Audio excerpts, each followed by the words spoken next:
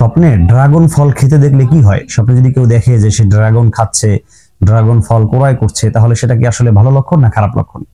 দর্শক মনে রাখবেন, ইতিপূর্বে আমরা আলোচনা করেছি স্বপ্নে ফল ফলাদি দেখলে কি হয়, কোন ফল দেখলে সেটার ব্যাখ্যা কি হতে পারে, ফল কাঁচা হলে সেটার ব্যাখ্যা কি, পাকা হলে ব্যাখ্যা কি, এ ধরনের বিস্তারিত কথা কিন্তু আমরা বলেছি। তবে আজকে কথা বলবো শুধুমাত্র ড্রাগন নিয়ে। তো আসলে এই ক্ষেত্রে সুলেমানি খাবরানামার ভিতরে আমি পেলাম যে কোন ফল দেখলে কি হয়, সেক্ষেত্রে একটা সূত্র উল্লেখ করা হয়েছে।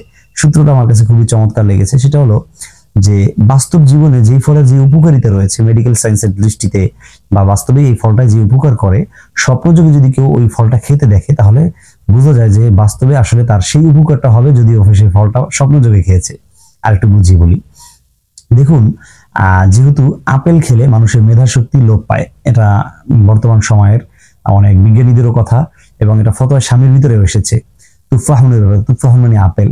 আপেল খেলে মানুষের মেধাশক্তি লোপ পায়। শারীরিক শক্তি বাড়ে, সেটা ভিন্ন হিসাব, কিন্তু মেধাশক্তি লোপ পায়। স্বপ্নযোগে যদি কেউ আপেল খেতে দেখে, তার মানে হলো যে তার মেধাশক্তি হ্রাস পাবে। দ্বিতীয় আসেন যে ড্রাগন খেলে বাস্তব জীবনে কিন্তু মানুষের কি হয়, রক্ত বৃদ্ধি পায়, ব্লাড বাড়তে থাকে, হিমোগ্লোবিন বাড়ে।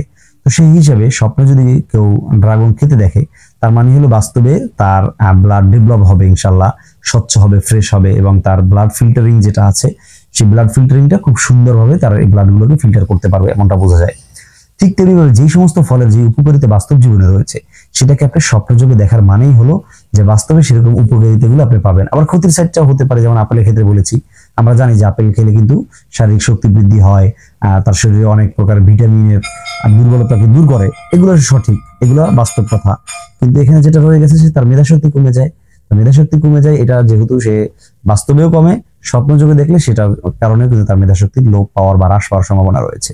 তাহলে ড্রাগনের ব্যাপারে যে কথাটা বলেছি, আল্লাহ তাআলা আমাদের সবাইকে এই ধরনের ভালো স্বপ্ন যেগুলো রয়েছে, যেগুলো আমাদের দেখলে কোনো উপকার আসবে, বাস্তব জীবনে উপভোগ করার সম্ভাবনা রয়েছে, সেই সমস্ত বিষয়গুলো দেখার তৌফিক দান করুন, এবং সেগুলো আমাদের জন্য উপভোগ করার ব্যবস্থা করে দিন।